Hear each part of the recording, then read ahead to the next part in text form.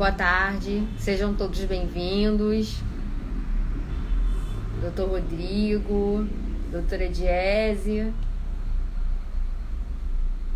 Estou aguardando a minha convidada entrar. E hoje a gente vai bater um papo muito legal sobre gestão de escritório, que é algo que a gente não aprende na faculdade, né? Nós saímos da faculdade, quem já foi advogado direto vai aprendendo na prática o que funciona, o que não funciona, se é necessário. Doutor Rodrigo, seja muito bem-vindo, sempre prestigiando as lives, um advogado muito preparado do Rio de Janeiro, advogado trabalhista. Bom, doutor Juan, tudo bem, doutor? Ricardo, na verdade. Sejam bem-vindos. A doutora Marcela já está para entrar.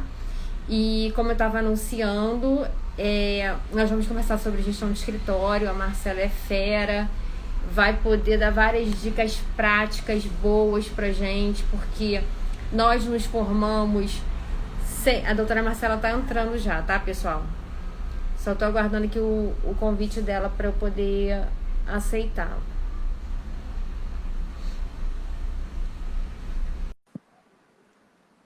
E já enviei, tá, Marcela? Doutora Amanda, seja bem-vinda. Olá, tudo bom? Olá, boa noite, tudo bem, Tainá? Tudo ótimo. Queria agradecer a você por ter aceitado o meu convite. Tenho certeza que a nossa live vai ser muito boa. É um tema muito importante para todos nós advogados. E você é fera no assunto, né? Melhor que ninguém para conversar com a gente sobre isso. Imagina, eu que agradeço aí o convite e quanto mais a gente puder difundir aí a questão da gestão jurídica, eu acho que é válido para todos os advogados. Tá ótimo. Bom, então não vamos perder tempo porque a gente tem muito assunto bom para tratar, né? Eu vou te apresentar, depois eu vou introduzir um pouquinho o tema e eu passo para as perguntas, tá? Pessoal, Tchau. observem o currículo da Marcela. Consultora em gestão jurídica, especialista, eu tô lendo porque eu não memorizei, tá? Desculpa. Consultora em gestão jurídica, especialista na área de estratégia, planejamento e gestão dos serviços, advogada com experiência no contencioso, consultivo, empresariais e de massa, em escritórios de pequeno, médio e grandes portes, em departamento jurídico de empresas, pós-graduado em Direito e Processo Civil, em Direito Tributário, com experiência como controller jurídico, vivência em gestão, estruturação e reestruturação de departamentos jurídicos, treinamento de equipes, implantação de controladoria jurídica, redação de manuais de procedimentos e estruturação societária, e também é a coautora do livro Manual da Gestão para Advogados, que está no volume 2, pela editora Juruá, e foi lançado em 2019. Eu já vou aproveitar e vou lançar as regras. Respira, né, Tainá? Desse tamanho, acho que eu tenho que dar uma resumida nisso. Sabe narrador de jogo de futebol? É igual quando a gente vai despachar com o juiz já fala assim, só tem 5 minutos. Eu tô indo pra audiência. Então, excelência, olha só, aí a gente vai desenvolver. É bem isso. Não esqueci nada, certo? Não, tá tudo aí, tá tudo certo. E tem um perfil muito legal, pessoal, marcelacampos.consulting, é isso? Exatamente. Muito legal. Vejam lá, tem outras lives, tem material muito bom, material complementar, porque naturalmente em uma hora a gente não vai conseguir tratar sobre tudo, não tem como falar sobre todos os assuntos que envolvem a gestão de escritório, mas a gente já vai conseguir traçar os principais pontos e com uma visão bem prática, bem dinâmica. Bom, eu vou aproveitar e já vou lançar as regras do sorteio, pode ser? Claro, por favor. Então vamos lá.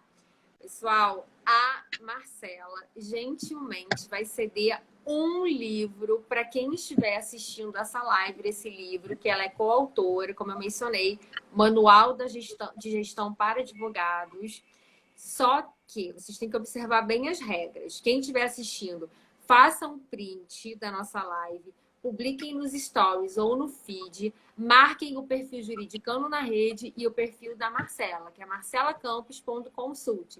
Se vocês tiverem dúvida no perfil, é só entrar no feed da conta do Juridicando, que está lá no post da live. Aí fica mais fácil, porque é muita informação para memorizar. Vocês entenderam? Se não entenderam, escrevam aqui que eu vou repetindo para vocês ao longo da live, tá? E qualquer dúvida que vocês tiverem, também vão colocando, que, assim, não garanto muito que a minha visão veja aqui, porque a letrinha é pequena, mas eu vou tentando, tá, pessoal? Bom, então, vou começar a falar um pouquinho sobre o assunto da nossa live. É interessante que aqui no Rio de Janeiro a gente tem debatido muito essa questão do quanto nós, advogados, nos formamos e temos que aprender na prática como gerir o nosso escritório de advocacia. E quando a gente fala em escritório de advocacia, a gente pensa num local físico, com secretário, com outros advogados. Mas, na verdade, o escritório é quase como algo incorpóreo, bens incorpóreos mesmo, porque a gente pode trabalhar de home office e falar que nós somos um escritório de advocacia. E nós precisamos tanto dessa gestão como autônomos, quanto pequenas bancas, como grandes bancas. E nós nos formamos muito sem essa base. E aí a gente não sabe se realmente é necessário software, se não é, se a gente já parte para a contratação de algum profissional para ajudar, secretária, qual é o melhor local, quais são as estratégias de marketing para atingir o nosso público, se é realmente necessário você ter um escritório físico, se é necessário ser no centro da cidade ou se é necessário ser num outro local. E parece que são pontos, são detalhes, mas não são. Fazem toda a diferença para você atingir o seu público-alvo, para você obter uma produtividade maior, para você ter um retorno melhor da sua clientela. E aqui no Rio de Janeiro, a gente, como eu falei, esse assunto estava sendo muito debatido, sendo brilhantemente debatido pelo IBPEA, que é o Instituto de Pequenos e Médios Escritórios de Advocacia, que tem como presidente Thiago Melo. E o IBPEA tem um perfil no Instagram muito legal, pessoal. Então, vocês também entrem lá, quem quiser material complementar. Eles fizeram muitas lives sobre controladoria jurídica, sobre precificação, marketing. É muito interessante. Sugiro que vocês entrem. E por falar em controladoria jurídica, vamos começar com esse assunto? Vamos sim, Tainá. Sim, só fazendo um adendo assim para você, de toda essa introdução brilhante que você fez, é que faculdade de direito nenhuma ensina advogado a ser gestor. Não existe a matéria, até mediação e conciliação é algo muito recente nas faculdades, né? Até então, advogado só era ensinado a litigar, nada além de litigar. Então, ele sai da faculdade muito despreparado. E não tem nenhuma noção de gestão e não entende o escritório de advocacia enquanto empresa. Mesmo que o escritório de advocacia seja ele. Assim, do jeito que você falou, o próprio advogado é o seu escritório de advocacia. Sim. Mas esse advogado é uma empresa e ele tem que fazer todo o planejamento estratégico dele, tem que fazer um plano de negócios. Antes mesmo de saber em relação a custo, se vai contratar, se não vai contratar uma secretária. Para começar, ele tem valor para isso? Você tem dinheiro para isso? Sim. Então, não adianta você querer começar gigantesco, né? Não, olha, eu preciso... Não, é questão de status, né? Acaba que a advocacia é uma profissão que vive muito de status. Então, às vezes, a pessoa acha que o ideal para ele é já construir um castelo, né? Não, então, o meu escritório de advocacia tem que ser aquele elefante branco. Gente, você não tem cliente para pagar isso. Então, se é isso que você quer, se é esse tipo de estrutura que você quer ter no seu escritório, então vamos criar as metas de curto, médio, longo prazo para isso. Como é que você vai fazer para chegar lá? Qual que é o seu perfil de cliente ideal? Qual a sua área de atuação? Não adianta você achar também que você vai ser um advogado pato, né? O pato você já viu, não anda direito, não dá direito, faz nada direito, porque ele quer abraçar o mundo. Então, o advogado, ele não pensa nisso quando ele sai da faculdade. São raros os advogados que saem exatamente sabendo qual área de atuação vai seguir. Então, a primeira dica que eu já dou, assim, antes até da gente trocar no assunto aqui de controladoria jurídica é esse. Saiba inicialmente o que você quer, para você se tornar uma autoridade no assunto. Não adianta você achar que senão quem vai falar para você qual área de atuação que você vai ter é o seu cliente. De acordo com a demanda que vai surgindo no escritório, a quantidade de clientes que você conseguir de determinada área que você vai determinar ali qual é a área de atuação do escritório. Perfeito. Então, esse é um ponto. Se entenda como empresa, então faça todo um planejamento para isso. Faça um plano de negócio. Saiba exatamente quanto que vai custar essa estrutura, se compensa ou não compensa. E ainda mais com essa questão toda da pandemia, ela veio para desmistificar muito a questão do home office, né? Porque tinha aquela tradição das 8 às 18, e aqui em Goiás tem muito isso, né? Então, graças a Deus, a mente dos advogados estão se abrindo um pouco mais para isso, que a gente tem que pensar não estar ocupado, sim ser produtivo. Então, qual é o meu horário mais produtivo? Quanto que eu estou rendendo ali de produtividade efetiva, né? E não de ocupação de uma cadeira no escritório de advocacia. Então, tudo isso tem que ser analisado. A Evelyn, querida, está aqui também. Oi, Evelyn. Uma controller sensacional daqui de Goiânia. Seja bem-vinda, doutora Flávia, doutor Salomão, doutor Antônio. Sejam todos bem-vindos. Doutora entrou agora, perfil LT Advocacia, doutora Tami, doutora Tati. Bom, o pessoal está entrando. Então, eu só queria fazer uma observação em relação ao que você falou. Perfeito, concordo com tudo. E eu acho muito interessante que o advogado defina uma especialidade, um nicho, ou até um nicho dentro de uma especialidade, como um advogado que atua com direito do trabalho, definir que ele vai atuar com direito bancário, ou numa outra categoria perante como advogado do sindicato. Enfim, é bem interessante porque você se torna realmente cada vez mais expert naquela área, você entrega um serviço melhor, você realmente fala com autoridade sobre o assunto. E eu até fiz um post que foi um dos mais curtidos no meu feed, que é o especialista em tudo. Eu convido você depois a olhar e depois você me diz o que você acha. Tá bom, depois eu dou uma olhada lá. Obrigada. Eu gosto muito de fazer parcerias. Eu entendo que o cliente, quando me procura como escritório, ele não pode sair dali sem uma resposta positiva. E atuar com parcerias, além de me proporcionar com que eu entregue um serviço de qualidade por meio de pessoas especializadas da área, é uma forma também de reduzir custos, porque eu não preciso ter 24 não, trabalho escravo, né? 8 horas por dia, um profissional. Ainda bem que eu consertei, porque senão depois o pessoal vai dizer, viu, tá lá defendendo trabalho escravo 24 horas por dia, tá lá na live, sabe como é que é, né? Enfim, consertei a tempo. 8 horas por dia e você tem um profissional ali à sua disposição e realmente a parceria, ela te proporciona com que você afira muito mais, rendimentos muito maiores, porque você alcança mais profissionais no mercado. Mas aí, certa vez, eu procurei um profissional de uma área para fazer parceria e eu cheguei numa indicação e eu achei muito interessante, vou dizer essa palavra, interessante, que ele me respondeu que sim, ele poderia me ajudar e que ele era especialista em tudo. E isso ficou muito, sabe? Eu fiquei pensando naquilo. Como eu vou responder esse profissional de uma maneira que...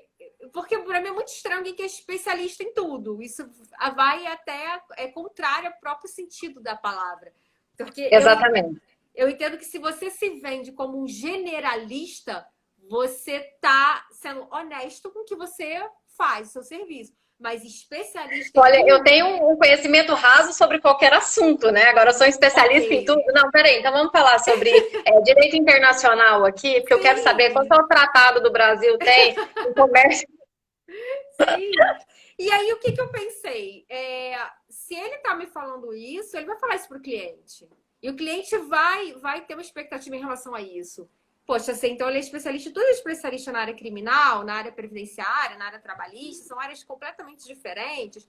E aí eu fiz um post não preciso de mais ninguém na minha vida, eu só preciso desse advogado, ele vai resolver tudo. E assim, admiro até, né, a inteligência, a memória, mas enfim, eu entendo que realmente... Aí fiz um post para falar um pouco sobre isso e falar sobre o quanto é importante você ter um nicho. Ou você pode até atuar em sub-áreas ou áreas próximas, conexas, como na área trabalhista com direito previdenciário. Realmente são áreas muito ligadas. Agora, atuar em muitas áreas e se dizer especialista, talvez o cliente não vai entender que ele está entregando um serviço compatível com o que ele está vendendo. E isso é muito importante. Essa expectativa do cliente, até pela questão da fidelização. Mas, enfim, feito mexendo post, eu quero perguntar para você... um assunto que eu tenho visto muito as pessoas, assim, mais as pessoas falando, e eu vi uma live sua e achei que foi sensacional a sua explicação, foi muito boa, é sobre a controladoria jurídica. Eu queria que você explicasse um pouco pra gente o que é isso. Tá, a controladoria jurídica, ela tem origem no paralegal, né, há muitos anos atrás. Só não tinha o nome de controladoria jurídica. O nome controladoria jurídica é relativamente novo. Então, o conceito é o seguinte, é você tirar do advogado tudo que é burocrático. Uhum. No departamento de controladoria jurídica, você vai deixar o advogado livre para questões técnicas, livre de fato para advogar. Então, tudo que a gente fala de burocrático que envolve um processo ou um consultivo, por exemplo, o controle de prazos, tratamento de publicações, cadastro de processo, cadastro de andamentos que não são técnicos. Vale lembrar que dentro de um software de gestão, o advogado também tem ali sua parte, né? Uhum. Então, todo esse controle de correspondentes, então, protocolo de petições, tudo que você falar assim, olha, o que de fato é trabalho de advogado? Uhum. Não, então, o advogado ele é responsável pelas as petições, né, propriamente ditas, sustentações orais, audiências, tudo isso é da função do advogado. O que não é, tudo que é burocrático, tudo que é mais administrativo, quem faz é a controladoria jurídica. Com isso, o advogado ele ganha pelo menos 100% a mais de produtividade. Isso é estatístico. Porque tira da mão dele coisa, por exemplo, o advogado não tem que passar mais por problemas de sites de tribunais fora do ar na hora de fazer um protocolo. Às vezes o advogado ficava ali 2, 3, 4 horas para conseguir fazer um protocolo, justamente porque caía toda hora, tem aquela intermitência toda, né, de funcionamento. Então, tira isso da mão do advogado. É claro que o advogado ainda fica totalmente responsável por ter contato com o cliente, o contato que é técnico. A controladoria jurídica, de forma nenhuma, ela vai ser responsável técnica por nenhuma informação que vai no processo. Então, por exemplo, se a controladoria jurídica está ali fazendo o tratamento de uma publicação para fazer o lançamento daquele prazo, a controladoria jurídica não vai falar exatamente o que o advogado vai precisar fazer. Então, tem ali uma sentença. Da sentença, a gente sabe que cabe pelo menos dois tipos de recurso, né? Apelação ou ED. Não é a controladoria jurídica que vai dizer para o advogado o que ele vai fazer. Vai lançar os 2 prazos, o advogado vai definir qual dos 2 convém ou não e informar pelo sistema qual ele optou. Então, a controladoria jurídica vai ser o suporte total do departamento técnico. Mas é claro que para funcionar bem, os 2 têm que caminhar juntos, né? Não é achar, em muitos escritórios de advocacia, é engraçado que quando a gente vai começar a consultoria, vai começar a implantação, o corpo técnico acha que a controladoria jurídica é uma inimiga. Nossa, mas está querendo tirar aquele saudosismo, sabe? Não, mas eu não vou fazer o meu protocolo, como que eu vou confiar que outra pessoa vai fazer o protocolo? Fala assim, não, gente, calma. Calma. Tem outras pessoas que também são capacitadas para isso. Ah, mas eu gosto de fazer diferente. Fala, não tem problema, vamos treinar a pessoa para fazer do jeito que você gosta. Perfeito. Para você confiar naquele trabalho que a pessoa vai fazer. Então, é uma mudança de mindset, Tainá. Quando a gente vai fazer a implantação de uma controladoria jurídica, acaba que a gente esbarra muito nesse tradicionalismo que advogado gosta de ter. Né? Então, a gente tem que tirar isso, tem que fazer uma virada de chave, de fato, para fazer a implantação de controladoria jurídica. Já te falo que, numa gestão eficiente de escritórios de advocacia, independente do tamanho, obrigatoriamente tem que ter separado essa questão do que é burocrático do que é técnico. Até um advogado unipessoal, advogado que é só ele é o escritório dele, ele é a controladoria jurídica dele. Tem como iniciar uma controladoria jurídica dessa forma. Na verdade, eu já até indico começar da maneira correta, para quando começar, de fato, a crescer, já crescer estruturado com uma base bem montada. Ótimo. Marcela, antes de eu ir para a próxima questão, e eu vou fazer uma observação com relação a isso que você falou, do quanto é importante você ter um administrativo realmente separado e vendo questões que não são técnicas, são burocráticas. Eu vou só mandar um beijo aqui para algumas pessoas. Doutora Luciana Sartori, seja bem-vinda. Leandro, do Execução Descomplicada. Pessoal, assim que acabar essa live, vai lá para a live do CCS, do Execução Estratégica, com o Leandro e com o Danilo. Eles são feras e vão dar várias dicas. Doutora Helena, doutor Rodolfo, doutor João Mário Medeiros, obrigada por prestigiar. Doutora Evelyn. Pessoal, não vou conseguir. Doutor Bruno, do Ciclo de Palestras, que é um grupo do WhatsApp que tem os advogados mais preparados do Rio de Janeiro na área trabalhista, sabia? Doutora Rose. Pessoal, não vou conseguir falar com todo mundo. Sejam bem-vindos. A gente ainda tem muito assunto. Só vou colocar uma observação aqui. Marcela, desculpa, é porque eu tenho que falar com... Imagina, pode ficar à vontade. Eu te entendo, eu faço isso também. Eu assisti certa vez num evento, ela não era controller, mas ela era a gestora da parte administrativa, gestora geral de um grande escritório no Rio de Janeiro. E eu achei muito interessante que ela falou que sabe qual era o maior problema do escritório? Era a inserção de dados pessoais dos clientes no sistema. Esse era o maior problema. Por quê? Vou explicar. eles não conseguiam ter o controle de fidelização dos clientes, porque vamos supor que tinha uma Andréia Ribeiro. Aí, ao invés de colocar lá no sistema Andréia com acento, botavam sem acento e com I. Andréia, não é Andréia. Então, já não conseguiam localizar aquela cliente no sistema. Ainda mais quando se fossem homônimos, ficaria mais difícil ainda, porque nomes diferentes você pode até tentar localizar, ou pelo CPF, uma outra maneira de busca. Mas ela falou que essa era a maior dificuldade do escritório, que não era alcançar novos clientes, que não era a inserção na era digital, que não era softwares, que era algo muito mais simples. A inserção do sistema, das informações dos clientes na base de dados, e eles não conseguiam, e é um escritório que tem atuação nacional, então eles não conseguiam localizar, às vezes, o registro de uma demanda, por exemplo, da Bahia, do cliente na Bahia, porque o nome estava lá no sistema da Bahia diferente do Rio de Janeiro. Não, mas aí está a importância de fazer uma padronização da inserção dessas informações. Porque a partir do momento que você padroniza e já identifica ali quais são as informações que obrigatoriamente tem que constar, premissa básica, obrigatoriamente tem que colocar o CPF. Até para não gerar duplicidade. Às vezes eles colocaram 3 Andréias diferentes. Entendeu? Na verdade, eram a mesma, justamente por conta disso. Um tem I, outro não tem I. Um tem acento, outro não tem acento. Um abreviou algum sobrenome, outro não. Quando você coloca como critério o CPF, não tem como gerar uma duplicidade. Porque a partir do momento que você jogar lá no software de gestão, jogar o CPF, ele vai já aparecer. Se já tem o CPF cadastrado ou não.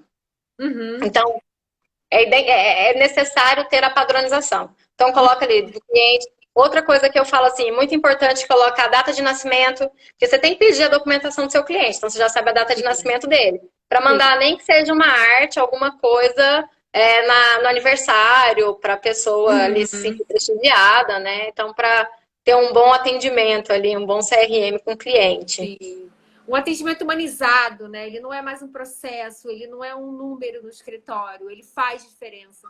É o que eu digo para os clientes, não é um processo, é sua vida. Então, exatamente. Pode ter certeza que eu estou lhe dando a orientação que é mais segura, e se for o caso, eu não vou entrar com o processo. É muito arriscado fazer uma avaliação de riscos, porque realmente tem que ter uma visão ali humanizada, independentemente da quantidade de clientes que se tenha. Bom, vamos passar para uma pergunta aqui boa. É possível acumular as funções de controlaria e advogado? Depende.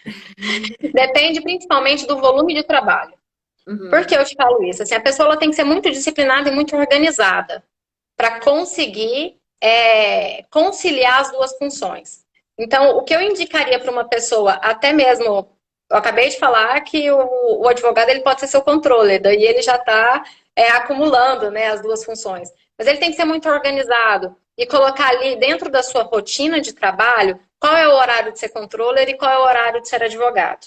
E as duas funções elas não podem se confundir dentro do escritório de advocacia. Por exemplo, escritórios que possuem uma quantidade muito pequena de processos, acaba que tem um advogado que é controller, mas ele também faz execução. Só que no momento que ele está como controller, ele é o controller do escritório. Então, ele tem que fazer essa divisão. Então, coloca na agenda dele, a parte da manhã é só controller. Porque ele vai lançar prazos também para uma outra pessoa. E ele não pode falar para outra pessoa o que a outra pessoa vai fazer num processo que não é dela. Então, ele tem que ter o cuidado de não ser responsável técnico por processo que não é dele. Então, não tem problema acumular, desde que o volume de trabalho permita. Normalmente, não é possível. Não é possível justamente por conta da questão do volume de trabalho. Porque a controladoria jurídica, a quantidade, eu falei algumas funções da controladoria jurídica, mas é gigantesco. A parte de indicadores de desempenho, relatórios, tudo é concentrado na gestão de qualidade, tudo é concentrado na controladoria jurídica. Então, normalmente, não tem tempo hábil para isso. Doutor Ivan, seja bem-vindo, doutora Kay. E você entende, Marcela, que assim, para ter um controller jurídico, tem que ser um grande escritório? É necessário ter uma carteira muito grande de clientes? Ou pequeno e o médio escritórios podem ter uma função? É necessário ou é indicado? já é indicado o controller independente do tamanho do escritório. O que vai variar é a quantidade, o tamanho da equipe, da controladoria jurídica. Você pode ter uma controladoria jurídica formada por um controller. Vai depender da quantidade de processos ativos que o escritório tem. Aí, de acordo com que o escritório vai crescendo e vai aumentando essa quantidade de processos, vai aumentando a necessidade de formular uma equipe maior, uma equipe mais robusta para agregar todas essas funções. Entendeu? Então, é sempre a mesma tecla do volume de trabalho. Quantos processos ativos tem? Primeira coisa que... mas só um controller dá? Eu falei assim, depende. Se eu tiver 3.000 processos, não. Só um controller não dá para fazer com a controladoria jurídica. Não, eu tenho 500 processos. Um controller dá. E não necessariamente o controller vai ser formado em direito, né? Pode ser de uma outra área. Olha, tem que ter muito cuidado com isso. É possível que seja de outra área, mas desde que a pessoa tenha contato com o direito.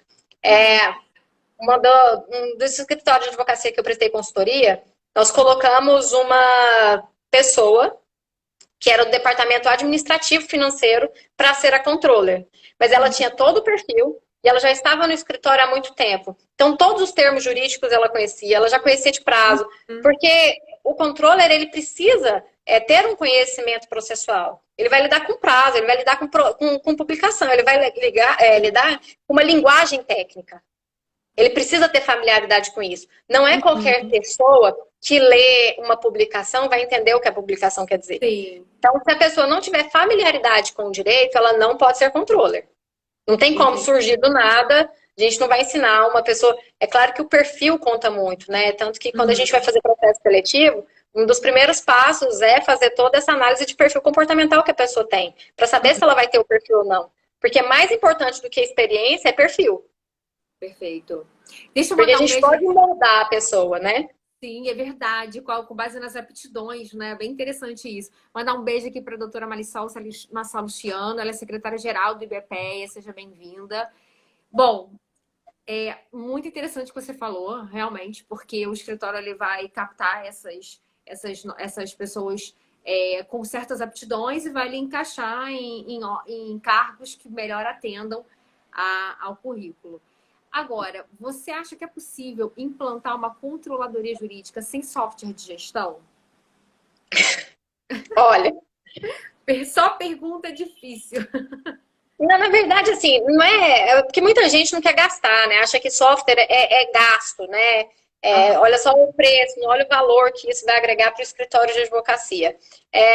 Quando você fala em software de gestão, você fala não só de uma controladoria jurídica como um todo, a gente fala de uma organização e de um controle do processo. A gente fala de todo o histórico que o processo tem, que o software de gestão pode agregar. Uma planilha de Excel, não. Você vai apagar um andamento anterior para colocar um novo andamento.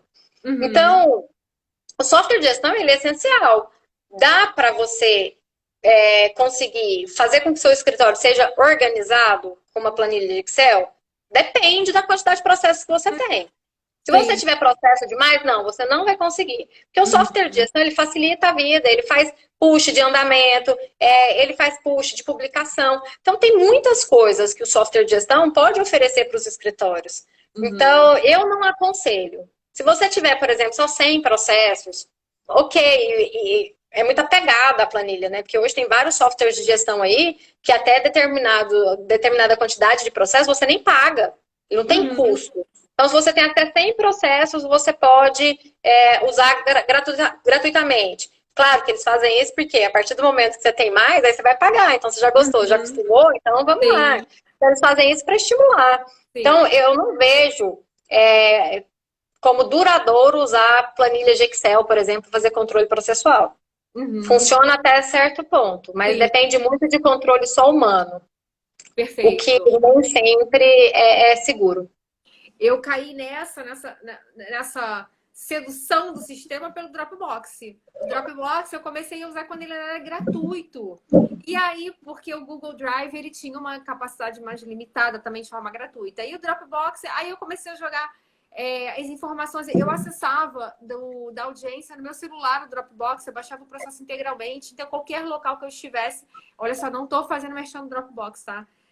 Tô falando de graça aqui, ó. E agora realmente era muito bom. E aí, de gratuito, ele passou a ser pago, mas é um investimento, realmente. É um investimento. Assim. O doutor Rodrigo está falando aqui que o doutor Bruno Legado tem mais de 1.000 processos e pagará caro.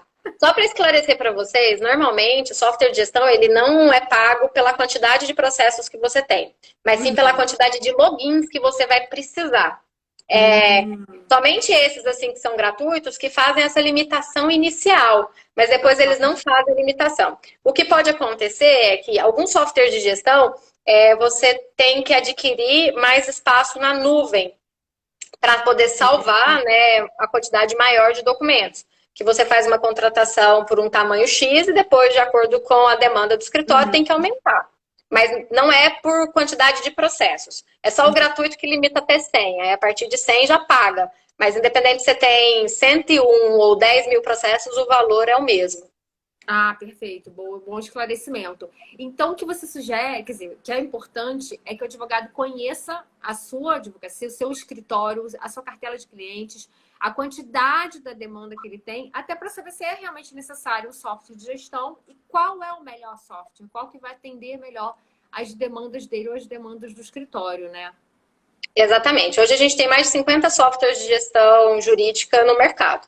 Então, o que você tem que verificar é, de acordo com a sua área de atuação, qual é mais adequado para você. E como é que você vê isso? É o seguinte, não, eu atuo na área trabalhista. Quais são as informações que são necessárias na hora de enviar, por exemplo, um relatório para um cliente? Eu preciso de tais informações. Na hora de fazer uma reunião, na hora de gerar algum tipo de relatório, que tipo de relatório eu preciso no meu escritório? Não, peraí, esse software de gestão aqui, ele vai me dar esse relatório? Olha, eu quero muito saber a produtividade dos meus advogados. Então, dentro dessa produtividade que eu quero saber, esse software de gestão, ele vai conseguir suprir essa demanda que eu tenho? Então, tudo isso tem que ser analisado. Você tem que fazer uma lista ali das suas necessidades para saber se o software é adequado ou não. Perfeito. Boa noite, doutor Fachada, doutor Ricardo, doutor Samuel, sejam bem-vindos. Não é objeto da nossa pergunta, da nossa live, que nem coloquei nas perguntas, mas queria saber o que você acha, e você sinta-se à vontade, se quiser falar sobre outras questões, sobre a jurimetria. Você tem visto isso nos escritórios que você presta assessoria? Você acha que é algo interessante? O que você acha sobre isso? Gente, jurimetria é sensacional. Tem um super parceiro meu aqui de Goiânia, o Caio, que ele está fazendo um trabalho assim, a empresa dele está fazendo um trabalho fantástico. Sigam o pessoal lá, que é muito bom, Caio Santos. Tainá, a gente vive de informação. Se você puder otimizar o seu tempo para buscar informação em um só lugar, é a melhor coisa que você faz. Então, tudo que é para ajudar, é claro assim, que a gente não pode transferir para a tecnologia as responsabilidades que são do advogado, o atendimento que é do advogado. Mas o que você puder fazer para facilitar o seu trabalho e concentrar num instrumento só todas aquelas informações que você precisa, para mim é fantástico. Marcela, eu acho jurimetria fantástico também. Eu gosto muito, muito, muito. Acho que é o próximo passo. É importante a gente ter essa previsibilidade, é importante, e isso é importante até para análise de risco, para proposta de acordo, para colocar... Depois você... DataLauer, o software de gestão que ele desenvolveu, e o Caio, ele viaja o Brasil inteiro, assim, para falar sobre jurimetria. Eu já ouvi falar desse software, bem interessante, bem legal. Eu não sei se ainda se já é acessível para pequenas e médias bancas, mas eu acredito que com o tempo será, se já não é. Não vou saber informar isso, mas depois até vou informar. Bom, o Dr. Jefferson colocou aqui, não vejo como administrar um escritório sem software de gestão. É como ainda desenvolver peça em máquina de escrever. Não dá mais. Não, máquina de escrever nem fala. Eu, como uma pessoa super tecnológica, não consigo. Quando eu tenho que usar a sala da OAB no fórum, vejo aquela máquina de escrever. Mas, Tainá, você sabe, é só uma curiosidade, assim. Assim que eu comecei a advogar, há vários anos atrás, um dos primeiros processos, assim, que eu tive que peticionar, e era só uma petição interlocutória simples, era um processo de 1987. E o processo ele já estava arquivado há muito tempo. No que eu olhei, o processo todo tinha sido feito em máquina de escrever. Você acredita que me deu dó? de fazer uma petição no computador. Eu falei assim, gente, eu vou descaracterizar todo esse processo que é uma relíquia. Eu ainda procurei uma máquina de escrever para ver se eu podia fazer. Eu juro, porque eu não queria descaracterizar o processo. Eu falei assim, não, gente, eu vou fazer minha petição numa máquina de escrever. Deu um pouquinho de trabalho a mais, mas deu tudo certo. Eu não descaracterizei o processo. O processo mais antigo que eu já atuei foi de 1961. Enfim, ainda era estado da Guanabara e Nossa. mas assim, não tinha nem mais razão de ser daquele processo tá tramitando. Mas isso dá assunto para uma live. Doutor Lauro, seja bem-vindo. Doutora Vanessinha. Agora eu vou fazer a pergunta Fogo no Parquinho. Quais são os maiores erros de gestão em escritório de advocacia, Marcelo? Que a gente precisa saber essa resposta. Tainá, acho assim, que o escritório de advocacia como um todo, ele esquece do maior bem que ele tem, que é o cliente. Uhum. O advogado, na hora de fechar contratos, ele é a melhor pessoa do mundo, ele é a mais atenciosa, ele é a mais prestativa. Nossa, aquela pessoa mais acessível do mundo. Depois que fechou o contrato com o cliente, a maior parte dos advogados tem o hábito de virar as costas. O maior bem que um escritório de advocacia tem é o cliente. Então, você tem que tratar o cliente da forma com que o cliente merece ser tratado. Não é porque o mundo tecnológico está tão avançado que a gente pode esquecer de pessoas. Então, assim, gestão, CRM, atendimento ao cliente, é uma falha gigantesca. Outras falhas. Primeiro, você não identificar o seu escritório como uma empresa e começa a fazer tudo toque de caixa. Você acaba quase virando um bombeiro ali, só apagando incêndios. Então, tem que ter processos, tem que ter fluxos de trabalho, tem que ter padronização. É bom criar um manual de procedimentos. Mas dentro de tudo isso, de toda essa organização, nenhum advogado pode esquecer que o seu bem maior é o cliente. Então, aquele cliente, quando ele te procura, ele está com um problema que é o problema da vida dele. Para o advogado, pode ser só mais um processo. Mas para aquela pessoa é o processo da vida, é importante. Com a questão da tecnologia, aquele cliente ele vai entrar no processo todos os dias. Se brincar, ele vai ficar lá com o processo aberto, dando F5 a cada 10 minutos. Pode ter certeza absoluta que ele vai saber de qualquer andamento muito antes de você. E ele vai te ligar no exato momento que o andamento foi protocolado ali. E vai te pegar de calça curta, isso é normal, porque você não é obrigada a ficar dando F5 na página daquele processo. Então é normal. Então tem algumas técnicas que a gente tem que é para não passar a impressão para o cliente que você não sabe do processo dele, né? Às vezes o advogado tem o hábito de falar assim, nossa, que cliente chato, ele fica o tempo todo enchendo o saco, me ligando, mandando mensagem. Já parou para pensar o porquê do cliente estar fazendo isso? Você acha que se ele estivesse tendo um retorno, estivesse tendo relatórios do processo dele, se ele tivesse informação do processo dele, ele estaria te ligando dessa forma? Ele estaria te procurando dessa forma? Então tem que parar e pensar. Olha, peraí, mas meu cliente está chato por quê? Será que eu estou fazendo meu dever de casa? Será que eu estou prestando um bom atendimento? Será que eu estou passando para o cliente a informação que é obrigação minha passar? Então, o advogado ele não tem o hábito de fazer essa meia-culpa, entendeu? Colocar a culpa só no cliente, porque o cliente é chato. Nossa, ele acha que eu tenho só esse processo? Não, então se antecipa. Coloca ali, pergunta para ele, olha, explica o processo. A justiça é morosa, nem sempre vai ter andamento quando o senhor acha que pode ter. Então, assim, qual que é a periodicidade que o senhor gostaria de receber informação sobre o processo? E isso a controladoria jurídica ajuda muito. Você manda uma pesquisa para os seus clientes, perguntando, olha, qual é a periodicidade? Você nunca coloca a cada 15 dias, não tem necessidade nenhuma de mandar a informação para o cliente a cada 15 dias. Então, coloca ali, mensalmente, bimestralmente, trimestralmente, de que forma você quer receber essa informação? Hoje em dia, principalmente dependendo de algumas áreas de atuação, os clientes são de origem muito humilde, né? Então, não adianta você, alguns até analfabetos, então não adianta você querer mandar um e-mail para passar um relatório. Então, você tem que ter a linguagem que o cliente entende. E a linguagem que o seu cliente entende é a mais clara possível. Então, às vezes, vai ter que passar relatório por áudio, porque ele não vai saber ler. Então, tudo isso você tem que ter um controle. Você tem que manter um ótimo relacionamento com o seu cliente. é o ponto de partida para o seu escritório crescer, para você ser indicado. É claro que com várias outras ferramentas de gestão, que a gente já falou, a própria controladoria jurídica, o software de gestão, manual, regulamento interno, planejamento estratégico, você tem que saber exatamente o porquê do seu escritório existir, onde o seu escritório vai chegar. Não adianta você só abrir as portas sem ter alguma meta de curto, médio e longo prazo. Perfeito. Só vou fazer aqui uma observação com o Dr. Lauro. Quando eu falei que o processo mais antigo que eu atuei foi de 1961, ele falou que não era nascido.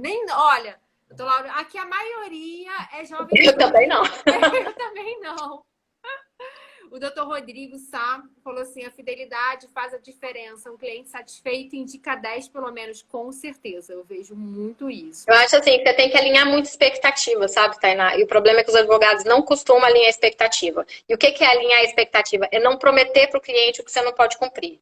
Se o que você vai prometer para o seu cliente é ganhar tempo, você tem que ganhar tempo para o seu cliente. Você não vai prometer o êxito da ação. Olha, você vai perder, mas eu vou te dar um tempo para você conseguir resolver. Então tem que alinhar essa expectativa. Você não pode frustrar o seu cliente nessa expectativa dele. Eu concordo com tudo que você falou. Acho muito importante a gente ter essa visão como empresa, apesar de nos estruturarmos como empresa e provermos esse serviço como empresa. Mas eu também entendo que lidar com pessoas não é fácil. E é isso que o advogado, na minha visão, tem que refletir. É uma profissão que você lida com gente o tempo todo. Então, será que o profissional está preparado para lidar com gente? Será que essa abordagem está sendo feita de uma forma proveitosa, de uma forma correta, adequada? Porque o que eu observo, eu tenho 12 anos de advocacia, vou para 13 agora. E o que eu observo é que, naturalmente, o cliente ele vai se comportar com esse serviço. Quando ele contrata o serviço, ele vai se comportar como ele se comporta na vida dele. Ele não vai ser uma pessoa diferente. Então, se é uma pessoa conflituosa, ele tende a se relacionar com você de uma forma conflituosa. Se é uma pessoa ansiosa, ele tende a buscar a informação de uma forma muito ansiosa. Por isso que é importante também, até para essa relação cliente-advogado, não ser desgastante, não ser algo ruim, uma experiência ruim para ambas as partes, vendo o cliente de uma forma, vou dizer até mercantilista, para que haja uma fidelização. É importante que tenha uma relação harmoniosa na medida do possível, porque o seu cliente não é o seu inimigo. Mas é importante também o cliente entender que você, como profissional, tem que ser respeitado, que você advoga para outras pessoas, que ele não é o seu único cliente, a não ser que tenha um contrato de exclusividade. Então, assim, o cliente também entender, e isso é importante fazer numa consulta inicial, que se ele mandar mensagem final de semana, talvez ele seja cobrado por isso, com a resposta da dúvida dele. Ou talvez ele não vai ter essa resposta no final de semana. E isso não torna o advogado um advogado ruim ou um serviço falho. Ele que está criando uma expectativa que ele criou e talvez o advogado não tenha nem, vou dizer, dado essa informação para ele. Talvez ele ache que é justo ele ter uma resposta no sábado. E eu aqui não entro no mérito se é adequado ou não. Eu entendo que o profissional vai dizer se é adequado ou não. Se talvez para ele sábado seja um dia que ele trabalhe, segunda não. Ou segunda, geralmente, ele faz serviço externo para ele não ter problema respondendo sábado. Mas sabe qual é a dica que eu dou? Faz um guia do cliente. Como é que funciona a guia do cliente?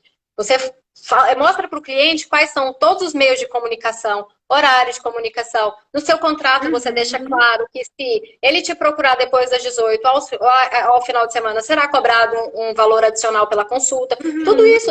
Por isso que eu falo de alinhar a expectativa. A partir do momento que você é claro com o seu cliente sobre a sua forma de atendimento, olha, eu não tenho problema nenhum em te atender depois das 18. Eu posso atender, mas o meu valor é outro, o valor da minha consulta é outro. Você quer meu atendimento no final de semana? Não tem problema, mas tem o custo do final de semana. Isso se você estiver disposto a atender final de semana. Dependendo da sua área de atuação, não tem nenhuma necessidade. O cliente pode esperar até segunda-feira tranquilamente. Você não precisa tirar ele da prisão, não tem nenhuma emergência. Então, assim, dependendo da sua área de atuação, não tem o porquê você nem levantar a hipótese. Então, você coloca, você faz aquele guia do cliente. Aí, se ele fala assim, mas olha, tem ali, ó, os canais. Pelo WhatsApp, sempre tem um WhatsApp Business, né? Não dê o seu WhatsApp pessoal. Então, você começa ali, por exemplo, no WhatsApp Business, você pode configurar. Você coloca o horário. Se a pessoa te mandou uma mensagem fora do horário, você já configura para automaticamente falar assim, olha, estamos fora do horário de expediente. Assim que retornar ao horário de expediente, a gente dará o retorno. Então, ele já tem ali aquela expectativa que a resposta só será dada no dia seguinte.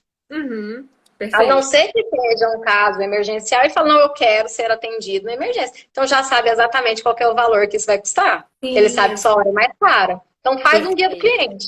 Envia para perfeito. ele. Fechou um contrato? Junto com o contrato tá ali. Toda a forma de comunicação. Olha, é por e-mail, pelo WhatsApp. Aí ele já fala ali para você qual é a periodicidade que ele quer receber informação do processo. É, Entendeu? Então é questão de organização. essa não vai sair. Essa informação periódica com que o cliente quer receber do processo, essas informações, eu acho isso muito salutar. Mas eu acho que é importante também verificar qual é a realidade de cada nicho.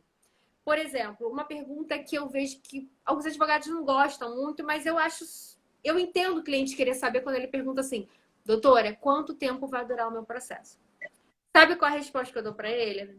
Eu atuo na área trabalhista. Eu falo o seguinte, olha, um processo trabalhista, um processo regular, um processo em que tudo acontece como deve acontecer, em que as expectativas se transformam em realidade, dura em média 3 anos.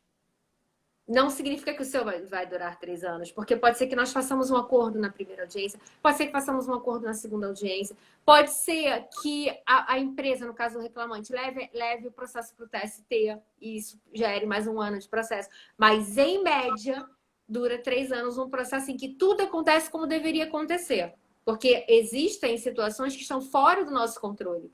E essas situações que estão fora do nosso controle, elas podem agregar ao processo mais meses ou anos.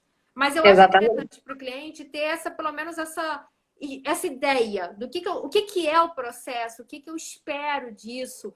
A maioria dos clientes, eles principalmente na área trabalhista, muitas vezes você é pessoas muito humildes, aquele ambiente da justiça já é um ambiente mais agressivo.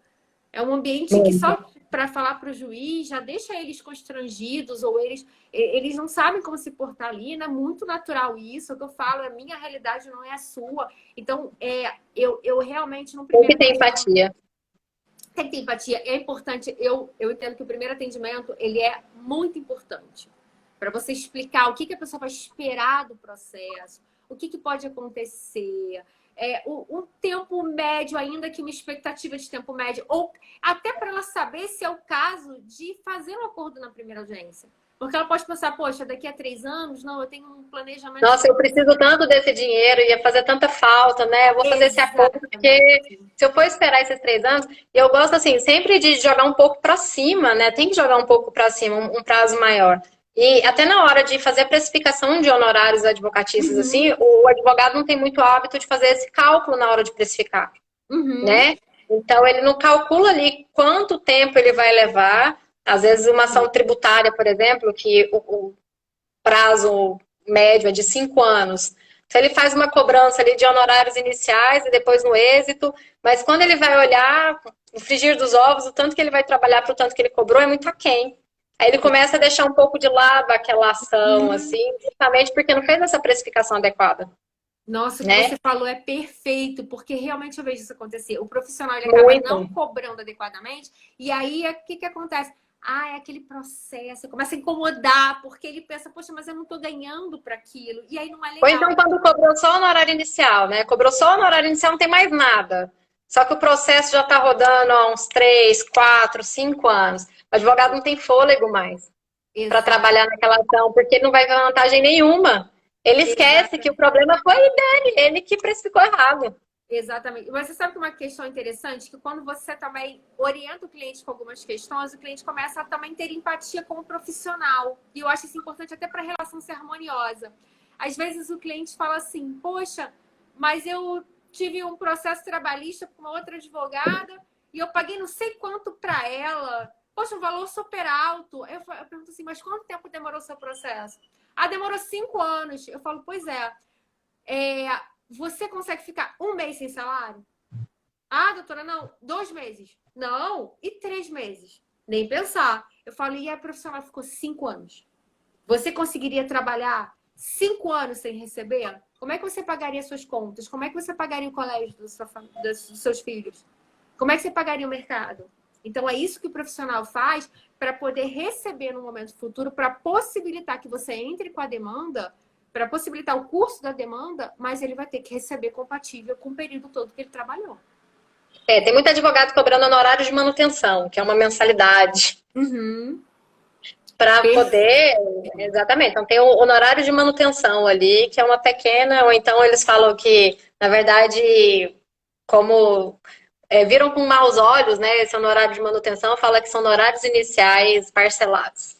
Então, tem o valor agregado mensalmente nos honorários iniciais parcelados. Uhum, uma boa. O doutor Samuel falou assim: eu apresento o WhatsApp e atendo em qualquer hora, inclusive finais de semana, porém sempre avalio a importância do pedido de informação e atendo de acordo com a minha disponibilidade. Sim, e cada profissional vai avaliar se é o caso de atender, se não é, se vai cobrar, o quanto vai cobrar.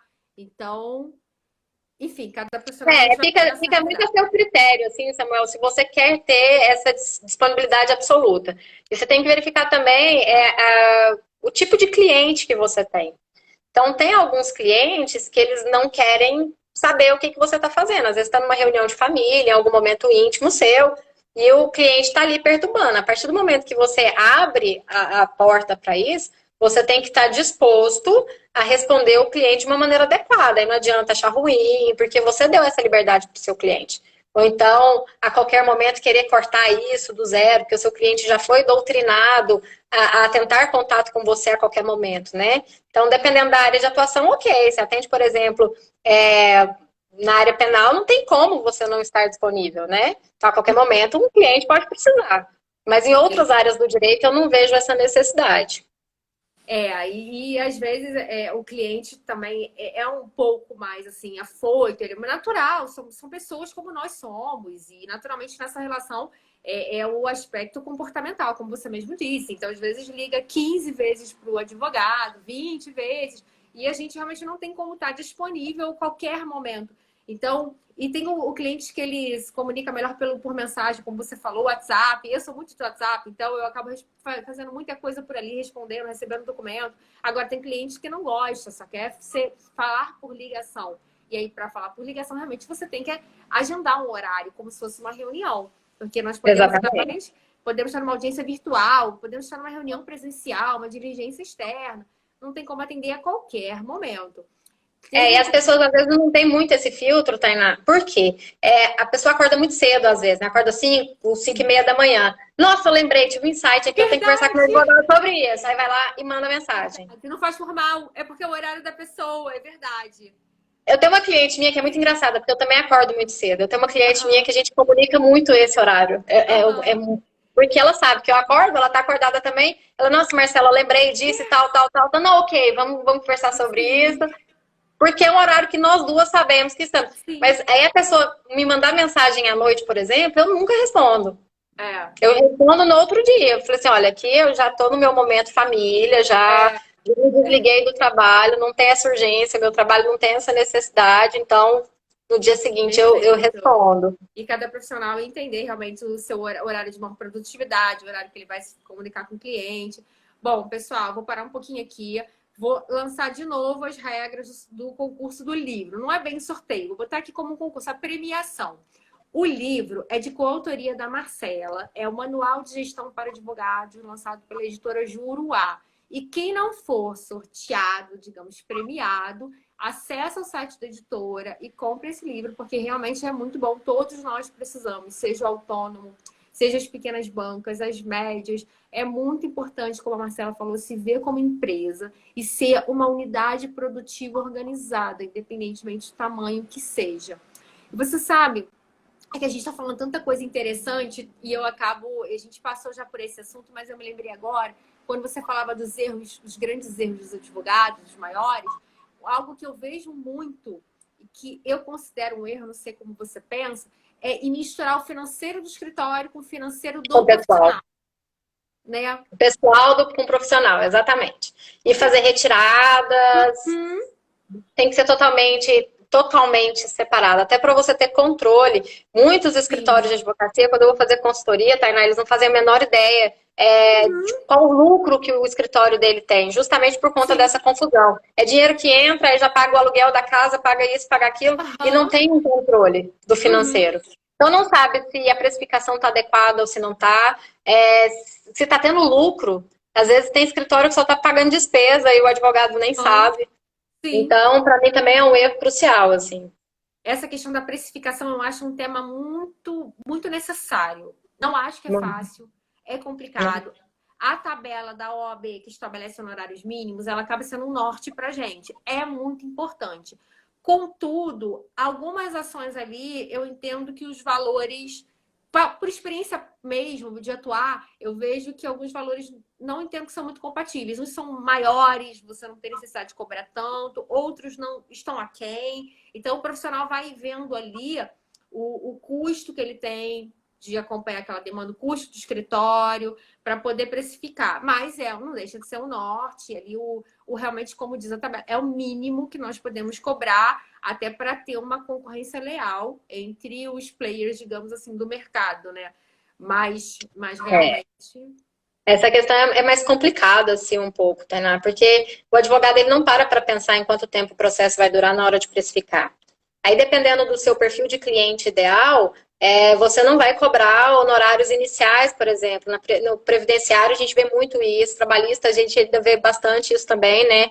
Que é mais contratação pelo êxito. Então, assim, quanto que você suporta trabalhar só pelo êxito, né? Qual que é o seu fluxo de caixa, a quantidade de contratos que você vai precisar mensalmente, perto dos contratos, dos processos que já estão acabando, né? Que já estão em fase de execução para você poder receber algum êxito sobre aquela demanda. Então, você tem que ter esse controle. Você tem que fazer esse planejamento, tem que saber quanto de cliente está entrando, quanto de cliente está saindo, para você conseguir se Perfeito. estabelecer. Os clientes que não retornam, né? Que não estão sendo fidelizados e o porquê que isso está acontecendo. Isso é muito importante. Porque realmente Sim. a advocacia é um trabalho que requer fidúcia. Então, se você não está fidelizando esses clientes, ou se não está retornando indicação desses clientes, tem alguma coisa, algo que tem que ser avaliado. A doutora Rosânia colocou assim: aqui sou eu que mando mensagens para os clientes às 5 da manhã. É isso aí, doutora Rosânia. A gente acorda cedo, né? E eu acabei não falando das regras. Falei do livro, não falei das regras. Pessoal, faz um print da live, marca o perfil do Juridicano na rede, marca o perfil da Marcela, aí publica, pode ser nos stories ou no feed, marcando a gente, colocando uma frase bem legal, bem criativa. A melhor frase vai ganhar um livro do Manual de Gestão. Maravilhoso, né? E quem não ganhar, Exatamente. corre lá para... Independente do local, eu vou mandar pelo correio, tá, pessoal? Não se preocupem. Tá aí Maravilha. na hora, daqui a pouco o Instagram vai derrubar nossa live, Olha viu? só, eu fiquei sabendo que a gente pode falar até eu não sei, eu ouvi dizer que é 1h30, outros dizem que é 4 horas. Acho que a gente pode falar um pouquinho mais de 1 hora. Se você topar, a gente. Porque só tem mais Não, umas. por mim a gente pode seguir. Das outras lives que eu fiz, quando vai chegando assim, 1 hora, o Instagram avisa, aí ele corta. Ó, a gente tá com Ele 58 derruba. minutos. Aí Vamos ele derruba, arriscar. mas vamos tentar, vamos arriscar. Tentarosamente. Advogada não tem esse medo, né? A gente vai, cara. Então vamos lá, vamos tentar, que a gente já tá acabando. Então, a gente já conversou sobre o maior fator de perda de clientes. Realmente isso é muito importante, porque eu diria que, não sei, talvez, vou arriscar aqui o percentual. 90% dos meus clientes vêm de indicação, independentemente do porte. E é Isso quer dizer interessante. que seu atendimento é bom. Se o atendimento fosse ruim, isso não aconteceria. E normalmente se perde cliente por falta de atendimento, por atendimento ruim. Uhum. Falta de feedback, né? Como você falou, de reportar o que está acontecendo. E sabe o que mais me dá assim, felicidade? Quando eu vejo um cliente que é muito humilde e ele recebe um valor no processo e ele me paga e ele fala assim: doutora, obrigada por tudo. Doutora, eu pago com. Porque isso me dá uma felicidade. Porque, lógico, para todos o dinheiro é importante, todos nós temos conta, mas para ele, aquele valor, muitas vezes, é o pagamento Faz de uma muita causa. diferença. Faz muita Faz muita diferença. diferença. Então, isso não tem É. preço, poder ajudar as pessoas, entender que a advocacia é sim um instrumento de auxílio para as pessoas. Lógico, é a nossa profissão, ninguém está falando aqui que vamos só fazer pro bono, não é isso. não é pro bono, não é voluntariado, nada disso, mas é entender que o nosso trabalho é um instrumento de ajuda para as pessoas, muda a vida das pessoas, Exatamente. né? Isso Muda, faz toda a diferença. transforma. É o processo da vida. Se não tivesse você ali para realizar aquela ação da forma com que foi feita, ele poderia estar sem nenhum dinheiro. Então, para ele já é a vantagem estar com aquele dinheiro, então ele faz questão de pagar a sua parte. Perfeito. Agora eu vou falar um tema que eu adoro e eu sei que o pessoal aqui também adora. Marketing. É de fato importante para a alavancagem de escritórios de advocacia? É muito, muito, muito importante. E tem muito escritório de advocacia que ainda não se atentou para isso, né? Fica muito preso. Ah, porque código de ética da OAB é proíbe isso, proíbe aquilo. Mas tem muita coisa que dá para fazer. Tem muita coisa. Hoje já tem algumas agências que são especializadas assim para direcionar. Mas assim, a dica que eu dou é, a gente já tinha falado sobre especialização, a gente já tinha falado da importância de você se posicionar enquanto profissional em determinada área. Não adianta também você achar que marketing é ficar publicando, fazer uma publicação atrás da outra no Instagram, no Facebook, no Twitter, sobre todos os assuntos, né? Ser especialista de tudo, igual aquele parceiro seu, né? Não adianta. Quando Não você vai virou falar... parceiro. Não virou parceiro. Não virou parceiro, graças a Deus. Então, assim, quando você fala em marketing, você tem que saber, você tem que direcionar, você tem que fazer um mapeamento. Primeira coisa que você tem que fazer, assim, quando você fala em começar a divulgar o seu trabalho, é você saber, você ter aquele propósito seu bem definido. Você tem que saber qual que é o seu perfil de cliente ideal. Não adianta você, por exemplo, que você atua na área de direito previdenciário, que o seu público ele é muito mais humilde do que com grau de instrução alto, você fazer posts muito rebuscados, com uma linguagem muito técnica, com uma linguagem muito jurídica. Você não vai alcançar o seu público. Sim. Aquele cliente que você quer atingir, ele não vai atrás de você porque ele não vai entender o que você está falando. Então, a linguagem ela tem que ser clara. Então, é vídeo que ele vai entender, então vai fazer de uma forma explicadinha, um vídeo com uma linguagem muito clara. Né? Então, você tem que fazer esse mapeamento. Você tem que saber exatamente o que você quer dentro do marketing, dentro da sua estratégia de marketing. Então, o seu plano de marketing é para aumentar o número de contratos. Mas que tipo de contrato você quer? Você quer só volume? Ou você quer de uma área específica? Não, eu quero aumentar na área do consumidor, que eu acho que o meu consumidor está baixo. Então, o que eu tenho que fazer? Que tipo de consumidor eu atendo? Qual que é meu público? Onde meu público está?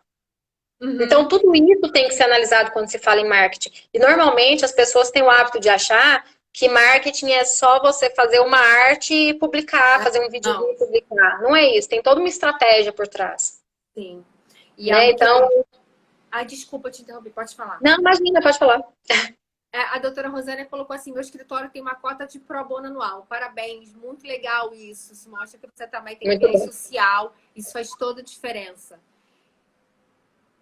Doutor Rodrigo, acabei de tomar uma chamada de um cliente que reclamou dos termos usados na postagem, porque também tem isso, né?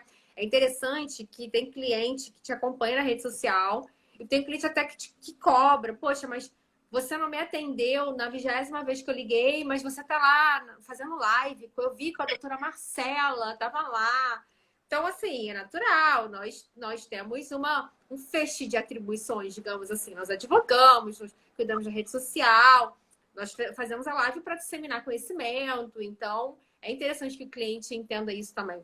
E essa questão que você falou do público direcionado, do público que você quer atingir na sua rede social, realmente isso é muito importante, porque quando você começa a fazer publicações mais técnicas, é natural que você vai atingir o público de advogados. E é interessante você pensar, poxa, será que eu estou vendendo... Eu posso ser contratado por outros advogados? Essa minha finalidade é fazer parceria... mostrar que eu sou um expert nessa área, que é totalmente diferente de você fazer uma postagem para o cliente, né? O cliente, ele quer entender, ele quer olhar o advogado, poxa, eu tô vendo aqui, e FGTS, tenho direito a entrar com a ação, pedir uma revisão da FGTS, para ele não importa se é TR, se é IPCAE, se é modulação dos efeitos, ele não vai nem entender isso, ele quer saber o seguinte, eu tenho direito ou não tenho direito? Mensagem simples. E é diferente de você querer atingir um público jurídico, né? Eu vejo muito isso, é muito diferente, realmente. Exatamente. Então, por exemplo, meu público, meu perfil de cliente ideal é advogado. São meus clientes. Todos os meus clientes são advogados. Né? Então, até quando eu atendo empresa, departamento jurídico de empresa, eu lido diretamente com os advogados do departamento jurídico de empresa. Igual hoje eu atendo aqui um dos maiores escritórios jurídicos do estado, né? Então, minha linguagem tem que ser técnica. Eu tenho que falar tecnicamente com eles, porque eu tô ali com pessoas que vão entender o que eu tô falando. Agora, a partir do momento que o meu cliente não vai entender, não adianta você querer colocar um post ali ou mandar um andamento do processo, um relatório, que seja o que for, com uma linguagem que não vai ser adequada, porque vai gerar uma ligação dele. Não resolveu nada. Porque você vai ter que explicar o que você escreveu. Sim, então, exatamente. você já tem que usar a linguagem que você falaria ao telefone. Então peraí, ao telefone como eu falaria? Então, eu falaria assim, então eu vou passar essa informação para o cliente. Igual, por exemplo, você mandar para o seu cliente que o processo dele está concluso. Primeira coisa que ele vai achar que o processo dele acabou. Vai, concluso? Concluiu, então. Então, acabou. Ou quem então, é, e aí, eu quem é esse tal ganhei? de incluso? Quem é esse incluso? Vou falar Quem é esse tal de... Exatamente. Então, tem que ter uma linguagem adequada, assim. E no marketing também. Então, você tem que direcionar. Você tem que colocar ali no seu funil de vendas quem que você quer atingir. Você falou uma coisa muito importante, falar uma linguagem que realmente alcance o que o cliente consegue entender. Mas antes de eu fazer uma observação, quero comentar aqui a doutora Ticiana, advogada aqui do Rio, colocou assim: depois que entendi melhor a precificação, concluí que o nosso conhecimento é nosso bem maior. Com certeza.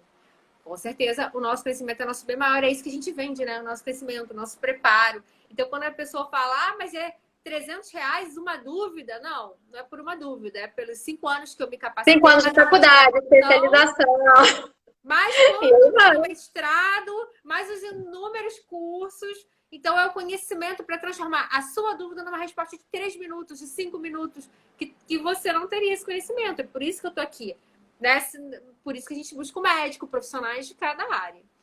E o doutor Samuel tá precisando de um colega no Rio que seja especialista em direito do trabalho, que ele já quer fazer parceria com você aí, doutor Tainá. Samuel, vamos conversar. Me manda um direct, vamos conversar. Parcerias são muito bem-vindas, sempre. Exatamente. Bom, então, falando sobre marketing essencial, é importante, sim, entender realmente o público que você quer atingir.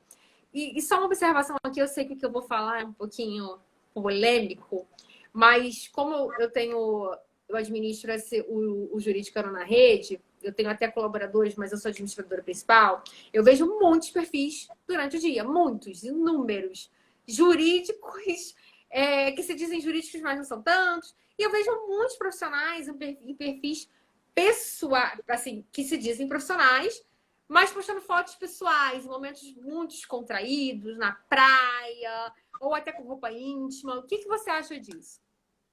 Olha, Tainá, eu até comecei a rir, que eu já sabia mais ou menos como é que seria, você sabia que a pergunta. Assim, não tem problema você mostrar um pouco do seu dia a dia. Mas a advocacia é uma profissão que tem um certo decoro. Eu não quero ser preconceituosa, eu não estou querendo gerar polêmica. Cada um é dono do seu corpo. Mas até o nosso código de ética proíbe condutas que não sejam adequadas à nossa profissão. Então, a gente não está falando só de uma opinião, a gente está falando de um manual de condutas que nós temos, que é o Código de Ética da OAB, né? Tem um manual de procedimentos, tem tudo. Então, eu acho assim que a advocacia ela tem um certo decoro que você tem que seguir. Então, eu não vejo com bons olhos. Quando eu vejo, por exemplo, advogadas fazendo dancinhas no TikTok para falar sobre processos, eu não consigo... e me desculpa se eu estou ofendendo alguém, eu não, muito longe de mim querer ofender qualquer pessoa, mas eu não vejo isso com tanta credibilidade. Eu não acho que é através de uma dança que você vai explicar para o seu cliente como é que funciona o rito de um processo, como é um procedimento jurídico. Eu acho que é uma profissão formal, a gente tem uma formalidade que a gente precisa seguir. Diferente de outras profissões que não tem essa formalidade, tem licença poética para fazer o que for, você poder, por exemplo, o fórum proíbe, você quer andar de saia curta, você anda em outros lugares, você não pode entrar no fórum de saia curta. Aqui em Goiás você não pode entrar, o homem não pode entrar de bermuda, não pode entrar de camisa cavada. Eu não estou falando só de mulher com roupa curta, roupa justa, não é só isso. Não estou nem levando para o machismo somente da sociedade. Estou falando do decoro mesmo da profissão. Então tem uma certa postura que a própria OAB determina. Então, acho que a gente não pode fugir muito disso. E, ao meu ver, não passa tanta credibilidade. Eu acho que você pode gerar autoridade de outras formas. Então, você não está dando a sua opinião, você está dando seu parecer técnico. Você é consultora de gestão. Então, não se trata de opinião. É o que você vê na prática, que funciona e que não funciona.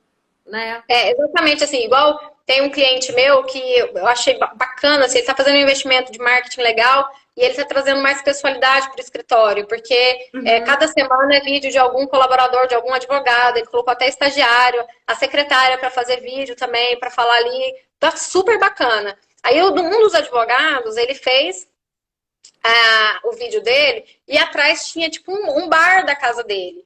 Aí eu só falei assim, olha, só toma cuidado, porque é tanta bebida, porque chamou muito mais atenção e ele falou uma coisa muito bacana, o vídeo dele estava tecnicamente muito bom e às vezes o que chamou atenção mais no vídeo foram as bebidas que estavam atrás. Então você tem que saber exatamente para o que você quer chamar atenção.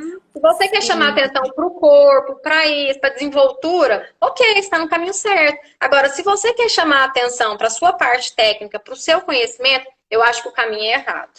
Entendi. Então não tem problema você colocar um pouquinho ali do seu cotidiano, porque as pessoas querem saber que o advogado é gente como a gente, que o advogado às vezes toma uma cerveja, não tem problema isso, às vezes toma muita cerveja. Esse não é o problema, né? Só que você tem que manter ali a sua postura profissional, porque a advocacia necessita, né? Ela pede isso.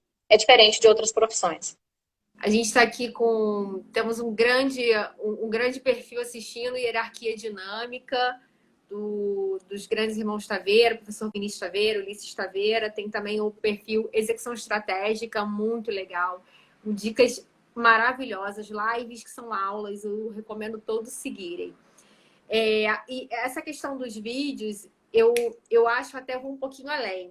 Eu entendo o seu parecer técnico, que não é opinião, é como uma gestora, é muito interessante a gente ter essa visão. Eu acho até que se o advogado ou advogada quiserem entrar, migrar para essa área de marketing, fazer só área de marketing, eu até entendo você ter um videozinho mais assim, digamos que queira ter esse apelo um pouco mais popular, porque o marketing até propicia um pouquinho mais isso. Mas realmente, quando o profissional ele faz isso sem perceber que ele está fazendo, pode ser que ele esteja indo num caminho diferente até do objetivo dele, né? E é importante entender isso. Tem que saber qual que é a estratégia e qual que é o público, né? Às vezes vai atingir um público, não, esse aqui é o público que é mais esculachado, que é mais jovem, é mais isso, funciona bem. Para um patamar de clientela um pouco mais elevado, não funciona. Sim. Já te adianto, não funciona. Os clientes maiores, com processos mais robustos, eles não vão olhar isso com bons olhos. Não vão. Igual, por exemplo, eu sou uma pessoa que tenho a minha vida privada. Então, eu tenho o meu Instagram profissional e tenho o meu Instagram pessoal. Ali dentro do meu Instagram pessoal, que é bastante restrito, eu me permito postar coisas do meu cotidiano mais profundamente, né? No meu Instagram profissional, não. Às vezes eu posto uma coisa ou outra, mas eu fico ali dentro sempre da minha linha profissional, porque a minha profissão requer isso, né? A postura que eu tenho que ter ali é diferente da que eu tenho com com meus familiares, com o meu marido, com as minhas filhas, é diferente. E é interessante para o advogado, para o escritório também, ter a sua conta no Instagram, no Facebook, até para entender o que tem ali na rede social e até ver a partir das outras experiências o que ele deve repetir e o que ele não deve repetir, né? Tinha uma época, eu não sei se estava na moda, sei lá, algum boom, que eu via pelo menos um stories por dia com roupa íntima, alguém falando nos stories algum tema de direito com roupa íntima, seja baby doll, cueca. Eu não sei explicar o que aconteceu, mas eu vi isso quase que diariamente. Não, diariamente, pelo menos um. E eu não sei o que foi. Não, eu acho que teve uma época que rolou uma problemática aí, de uma questão mais voltada até para medicina, né? De como médicas estavam publicando fotos de biquíni. E daí, se elas estão publicando foto de biquíni, né? Tá ali no Instagram delas. Se é pessoal, profissional, o que for. Tem pessoas que têm a possibilidade de fazer isso da forma com que quiser. Então, foi uma corrente que foi lançada, do tipo, cada um pode ser o que quiser. Sim, não é porque você está usando uma roupa mais decotada, mais justa, mais isso, que isso vai te transformar numa profissional menos qualificada. Então, teve essa corrente há pouco tempo, acho até também muito ligada ao caso da Mari Ferrer, né? Que o advogado publicou ali aquelas fotos dela durante a audiência. Né, que ela estava no Instagram de uma forma sensual, como se aquilo fosse um convite, né? Lamentável. Lamentável. Só que quando a gente está falando da advocacia, a advocacia ela requer isso. É uma profissão formal. Não adianta você querer fugir da formalidade da advocacia. Se você não quer a formalidade da advocacia, você muda de área. Você vai para outra profissão. Entender a finalidade, né? O que a gente está dizendo. Vai trabalhar com marketing. O vídeo realmente é um pouquinho... É interessante você ver um vídeo e ali é mais animado, ou você vai trabalhar, mostrar que você tem uma linha mais sóbria, ou que vai ser um Instagram do escritório, ou é um pessoal, mas é um pessoal que você vai publicar fotos muito íntimas. É interessante ter essas observações, já observações técnicas mesmo.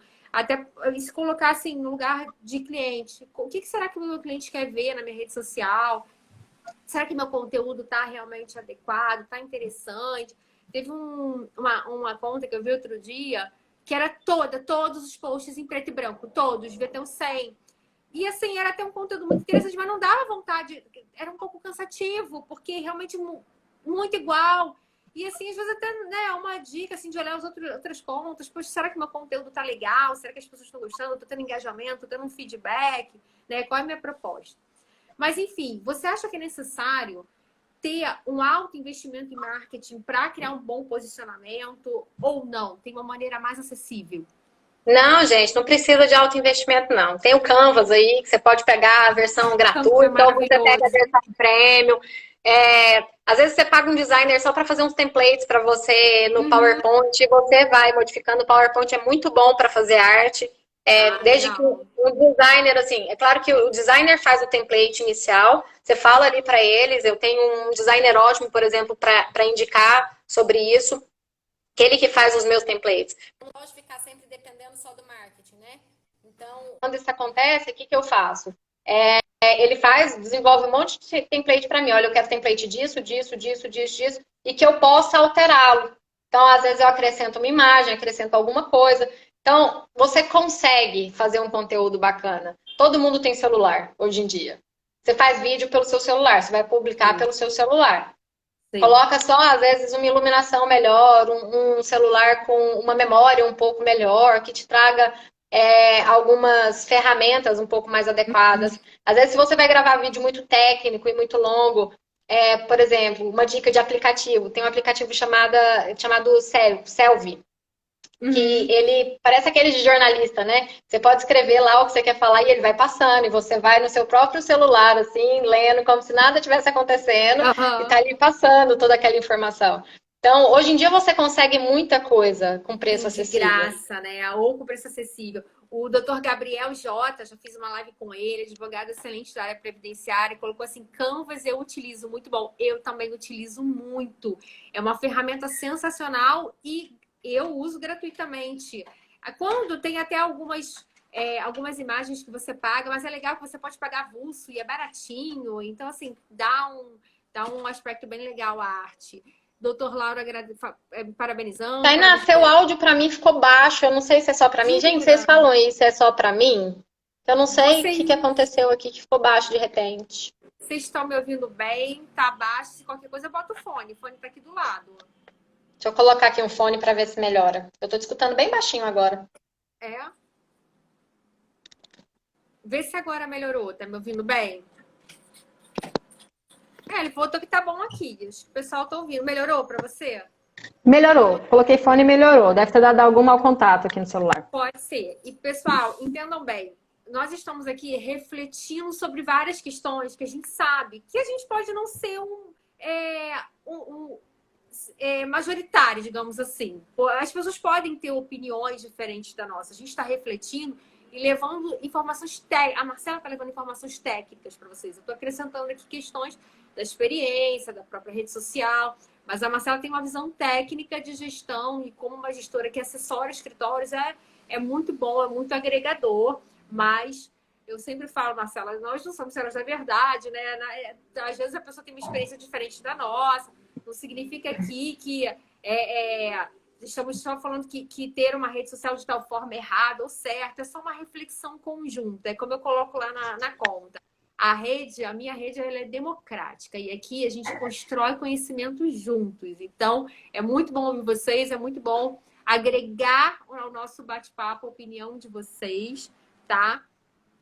É bom sempre estar aberta ao diálogo, né, Tainá? Aberta a discussões, mudar de opinião, é sensacional, assim, não tem problema.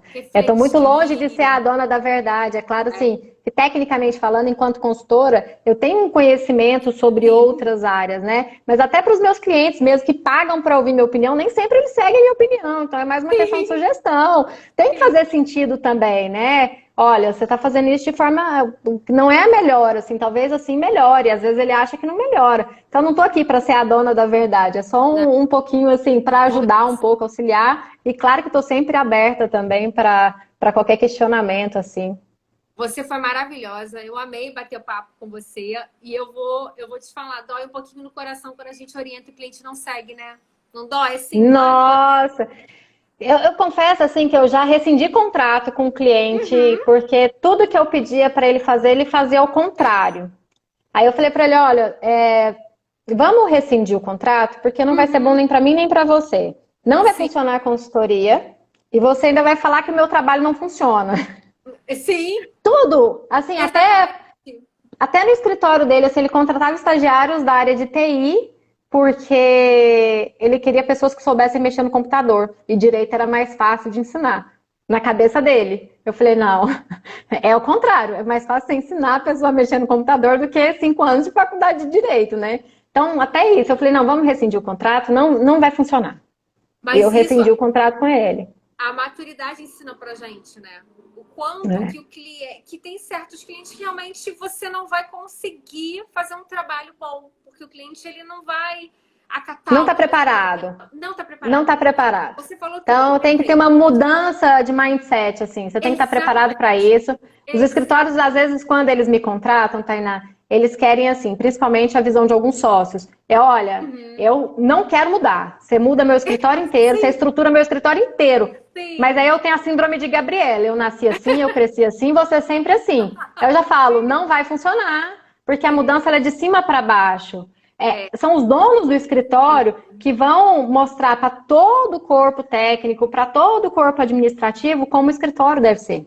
sim. É muito a linha Perfeito. deles, assim. Então não adianta ele achar que ele não vai mudar e vai estar tudo bem. É, é igual a empresa, quando você. Isso a gente observa muito em acessório a empresa há mais tempo, que não adianta nós podemos dar os melhores pareceres, as melhores orientações, toda a documentação, fazer reunião com a equipe, fazer um regulamento interno. Se os líderes, ou os sócios, ou os donos, os líderes não estão preparados para a mudança, não adianta, que a mudança vem de Não, cima.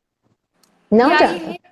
aí realmente você, todo um trabalho que você faz, e como você já tem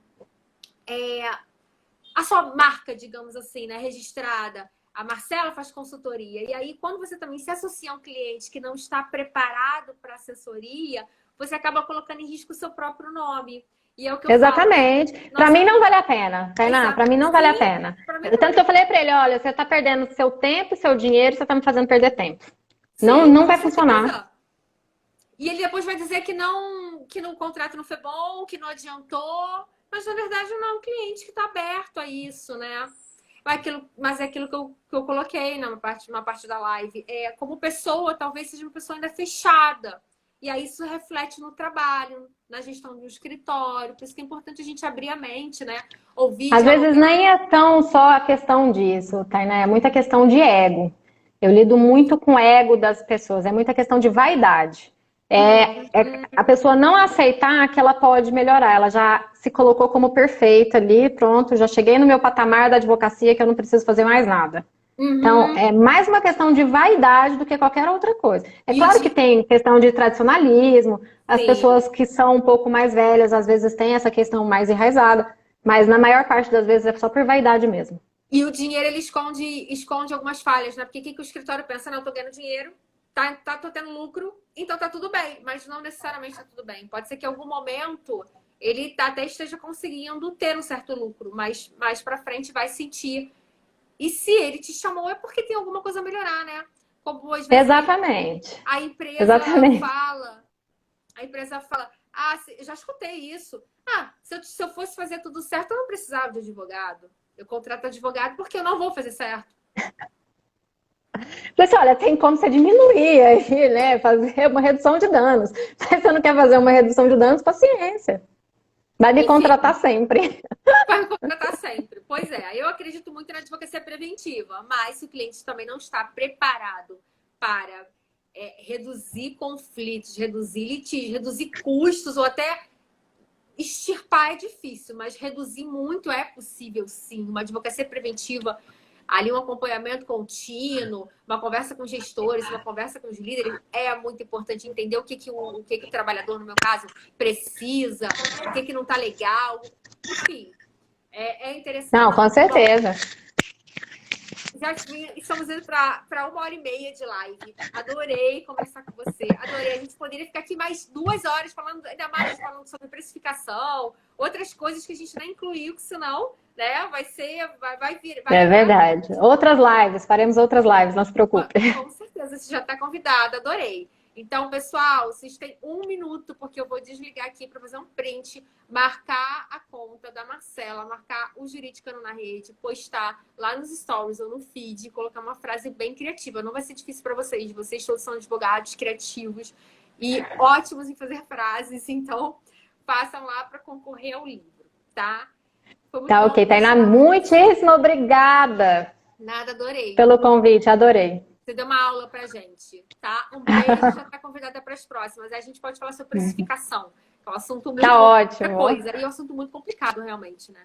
Mas enfim, nesse Tá ótimo, Tainá. Vamos sim. Um beijo, obrigada por todo mundo que ficou aqui, que assistiu, que contribuiu. Desculpa se eu não vi alguém, tá? Passa aqui muito rápido. Tiziana, você vai criar frase, uma frase criativa. A frase que você achar melhor, que tenha a ver com a live, a ver com o tema, mas vocês vão criar. Doutor Lauro, doutor Samuel, doutora Cris, brigadão, gente. Vou desligar aqui, tá? Obrigada a todos. E acompanhem lá. Beijo grande. Beijo. Tchau.